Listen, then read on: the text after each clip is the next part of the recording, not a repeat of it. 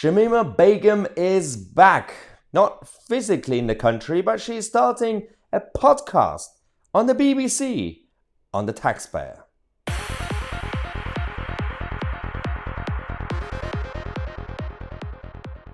The BBC have been very flexible when it comes to having different names instead of what they're supposed to be.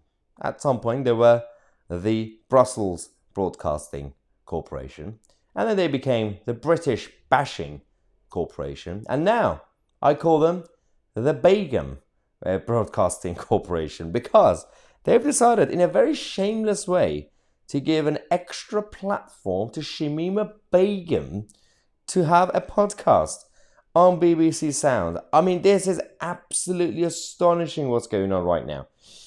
The Shamima Begum story. The BBC promoting, I'm not a monster.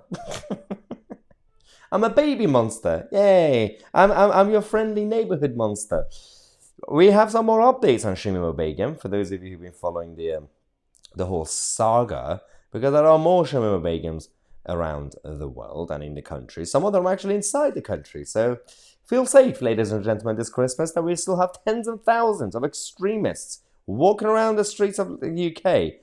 And the police are not doing anything about it because the political establishment in the Home Office and Downing Street are too busy talking about coups inside the Westminster bubble. Now, this is a fascinating update. Joshua Baker is the guy behind this podcast, and he seems very proud of it. He's absolutely proud of what he's doing.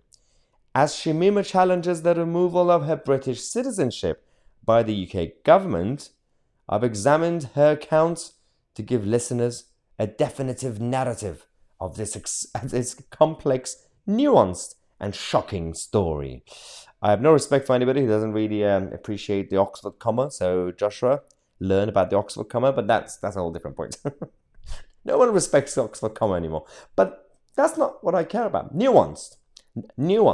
Okay. Shamima Begum. There's always two sides to each story. We get that, right? But when we find out more about how the political left, who are defenders of Shamima Begum, when she was in her late teens when this happened, they say, on the one hand, we must bring down the voting age to 15 and 16 because teenagers are smart. Teenagers know, they have wisdom, they can make political decisions. And then they say, wow, someone who's 16 or 17, they can't really make decisions. They don't know what's right or what's wrong. Yes, someone who's 16 or 17 doesn't know what's right or wrong when it comes to economic solutions or what to do with NHS reform. But I'm pretty sure, since we were kids, we knew the foundation of what's wrong, what's right or what's wrong. We knew you can't take someone's life. You can't steal. And even if you had a good upbringing, you probably know that lying is bad, right? I mean, we can't really use that as a moral narrative because the whole political establishment is based on lies. But when we found out this update, this doesn't really help Shamima, that apparently when she was still with the Nutters in the Middle East, she used to give motivational speeches to the fighters and the extremists so that they could go and fight, so they could go and attack innocent people. She was literally giving inspirational, motivational speeches. And I can imagine what sort of words she was using, because we've seen the preachers in this country, the Chowdhuries and all these guys. So if you're in your late teens and you're openly and proudly promoting and inciting physical violence, well, I'm not sure there's any nuance in that. I'm not really sure if you can go to the BBC, which I'm going to get to, and say, guys, can I tell my story? Because I forgot, I didn't know what's right or what's wrong. I got confused. I got drunk. I'm not sure if they could give her alcohol in Syria. But that was the story of Shamima. But I don't really care about the Shamima thing. I care about the BBC. Why are the BBC giving her a platform on a publicly funded outlet.